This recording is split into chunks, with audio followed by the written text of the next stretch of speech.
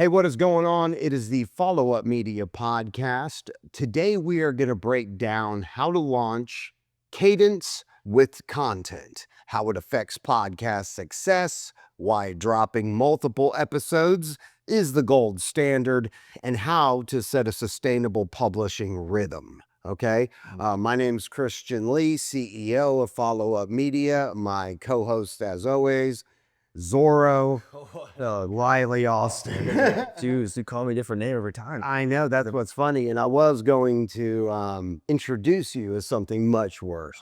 Maybe it's the facial hair. Anyway, how are you, dude? I'm doing good. Good. So today, this episode is inspired by real life client nightmares. Not every client is a nightmare. We love our clients. Clients are great. Clients feed our business, and we love nothing more than executing for our clients and getting them the success that, the ROI, the success they deserve, and, putting their marketing dollars to work in an effective way that produces results. But that being said, sometimes we deal with clients who just won't get out of their own damn way. They come to us as the experts, but yet sometimes chefs in the kitchen have other ideas. And I'll be honest with you, some of their ideas suck and make absolutely no sense. And when we hit them with logic, there is no such thing. No. And you know what? We can only nudge. We're not going to beat a dead horse. I mean, I don't want to beat anything, but anyway. And so today we're going to be talking about rhythm when it comes to dropping episodes, dropping content, and the importance, just like ideation, which is what we talked about last week, which is inspired by a client as well, about having and knowing your why, who your audience is. All that goes in to the grand scheme of things. And really, that's going to go to the point of, is your content worth a damn when you do roll it out? But now we're going to talk about the strategy behind rolling it out. And we are going to give you Follow Up Media's 10 by 10 rule. Yeah. And there's a fine line between being prepared for your either episode or being prepared and, I guess, having a little bit of a say in what's going on as far as what we're putting out and being prepared. And then there's the fine line of you're just trying to do everything. And it's like, you hired us to take you guys to the next level, and all of a sudden you want to just do it yourself. It's like, why even ask in the first place? Why are you here? Why, really? Yeah. Did you want someone to just, whisper in your ear that you're doing a good job? You're doing great, buddy. Yep. But anyway, so that's what we're going to talk about today. And so here we go. You've got your podcast idea, okay? Your artwork's tight. The mic is hot. Now it's time to launch. Or you might be thinking, how do you launch? Okay, and we're going to unpack one of the most overlooked secrets to any content success, whether it be podcast, it could just be a video series, it could be some one-offs. But when you're talking about optimizing a YouTube channel and you're talking about really getting into these ecosystems, algorithms, cadence, okay? And if you've never heard of the 10 by 10 rule, hold on, I'm about to tell you. Ready? Sure. Cadence and why it matters. Here it goes. Bottom line, the tempo and rhythm of content delivery. And why cadence sets the tone for your audience is trust, retention, platform algorithms, love consistency, Apple, Spotify, YouTube, all reward predictable engagement. Say that again, Ryley. What do they reward? They reward predictable engagement. Thank you. Man, I'm so glad you're listening. Here we go. Here's a quick analogy. You've got Netflix. They drop shows. We'll call those binge drops for the most part. I know some things on Netflix, on occasion, you might see a weekly release. But, they're a binge dropper, right? And then you've got, your weekly episodic TV, or, you can call them ghost podcasts. People think podcasting's all about this talent. I mean, it is, but you're not showing up regularly. You're just talented, but in silence, essentially. Yeah. And so the 10 by 10 rule, when it comes to cadence, now this is kind of a readiness test, right? And follow-up media, I'm going to say we coined it, so don't try to steal it. I made this shit up. Actually, I didn't, but a lot of wiser people have come before me. But I adopt what makes sense from not only a common sense perspective, which a lot of people sometimes just have that lack of common sense. And so if you can't come up with 10 episode titles and 10 bullets under each one, this is going to be profound. You're not ready to launch. No. And why this matters is because when you sit down, just like ideation, and you really dive into what your content's going to be, your why, what you are bringing to the audience, what value are you going to provide somebody for them taking their attention off of a million other choices or a million other things going on in their life and giving their attention to your content. And so when you go through and you really define your 10 titles and your 10 bullets, it's going to reveal a lot of topic depth and content potential, right? It is going to protect you against burning out after a few episodes. Not only does it sharpen your format, your value proposition, and your target audience. What else, Ryley? What else does it do? And it helps structure your show with content. Gives your marketing team a real content calendar to really work from, so you're not all over the place. So let's use this as an example, okay? Why you might not be ready to hire yet. Okay, so if that's your topic, okay, let's get some bullet points. Premature delegation. Okay, that's one hidden cost of a bad hire. Onboarding failures. Delegation myths. Capacity versus urgency. Real client examples. Red flags in your workflow. Solo versus team energy. When hiring slows you down. And scaling without support. If you can't see 10 episodes in front of you, you're not launching a show. You're essentially launching what we call a scramble. This rule has saved clients, tons of them, in wasted launch attempts.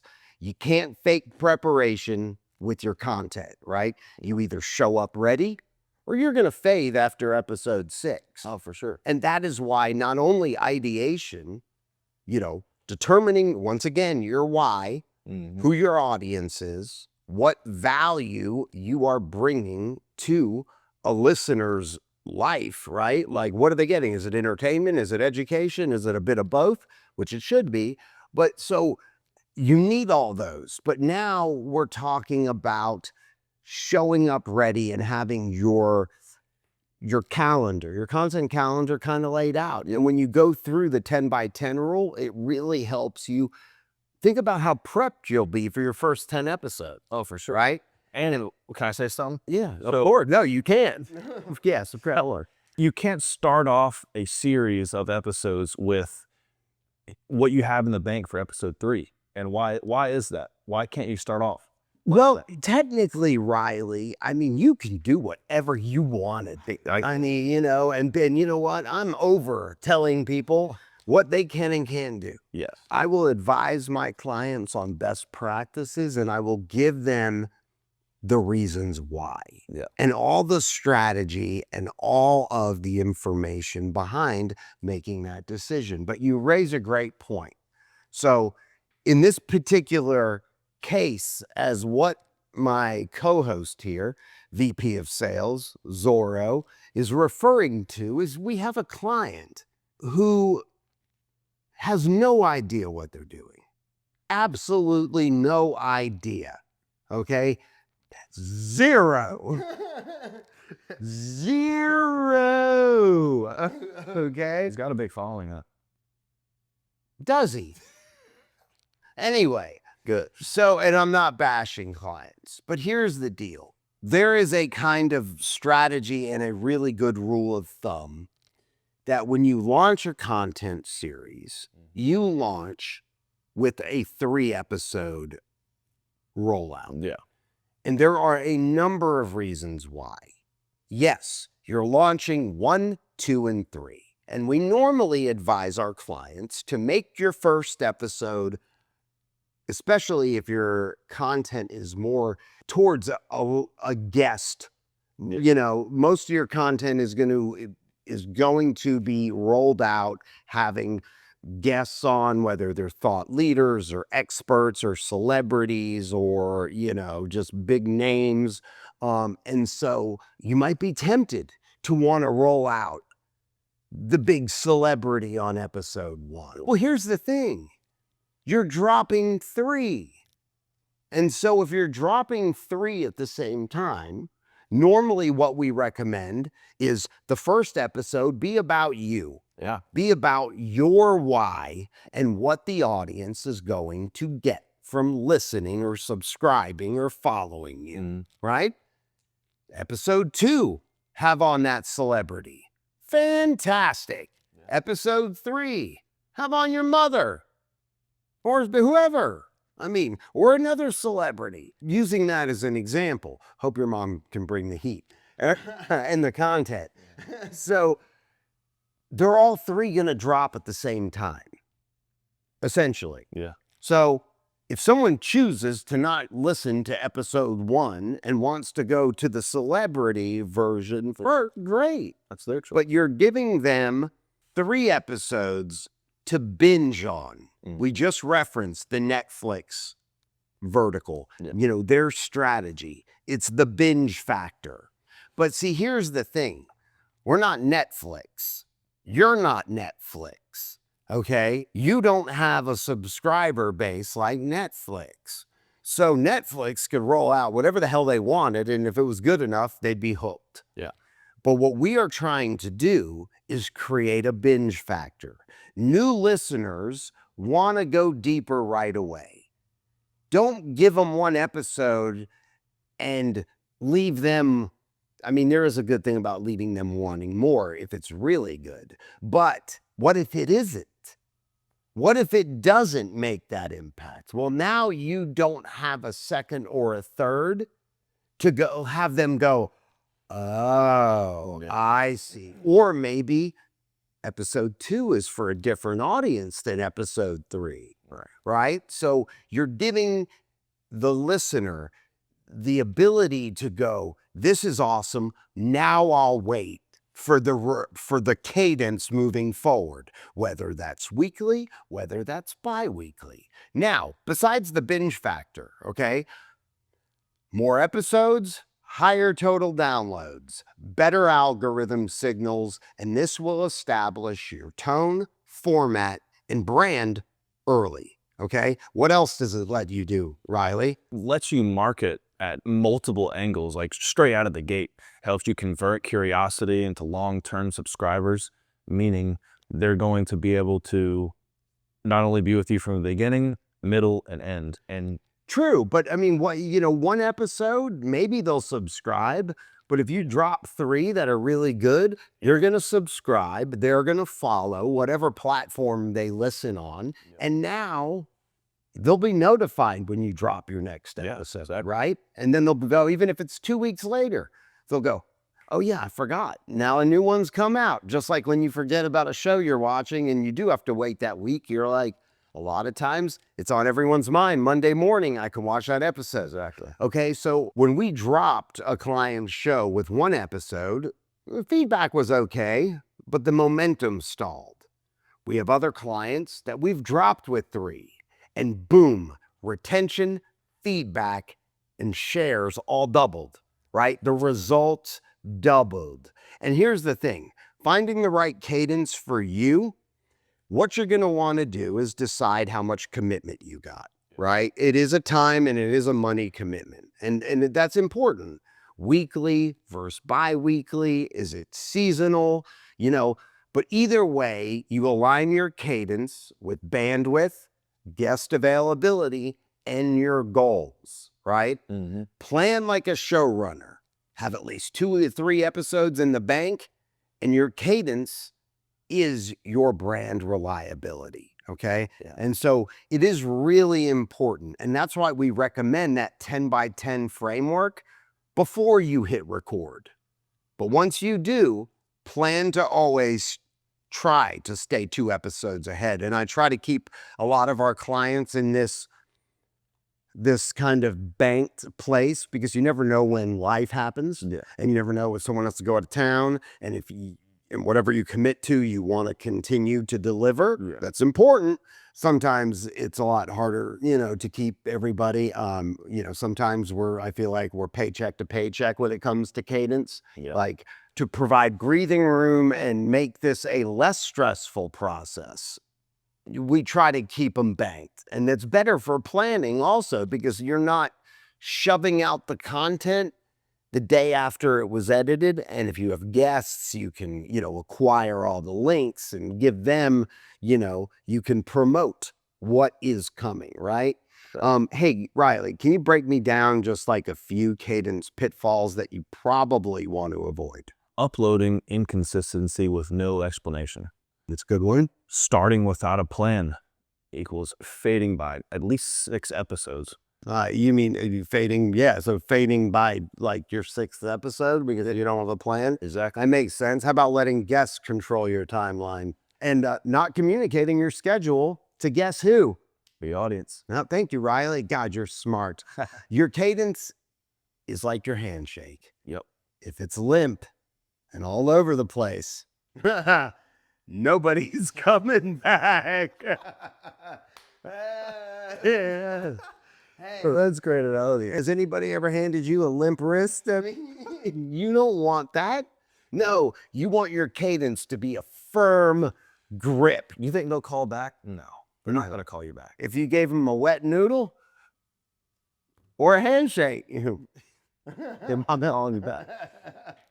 No, seriously though, that is a great analogy. Nobody wants a limp handshake. No. There's no confidence there. But confidence and cadence, the 2 C's, right? And your cadence is your confidence, and your confidence is your cadence. You, either way you say it, it applies. And I really like that. Follow-up media helps you lock it in. And this is how we do it. We build customized content calendars. We buffer content so you don't burn out. We apply the trademarked, coined 10 by 10 rule, all right, as the first checkpoint. And then we just align your cadence with your goals, your lead gen, your thought leadership, branding, or community. And that is how you build a system, not just a show. No. We want to build a system that performs for you. The cadence and the content that we are rolling out for clients will work while you're not working. Yeah. If it's optimized right, if leads are what you're going for to bring in more sales, more business, guess what? This content will live on these platforms. And if it's evergreen and it applies, like, the limp handshake, right? That'll live forever. And I bet that applies, unless we get into a society where limp handshakes are the new thing. When people are going to remember that, they're not going to want to watch your next episode. They're going to say, That you gave him the limp handshake? oh, yeah. Yeah, or in person, right?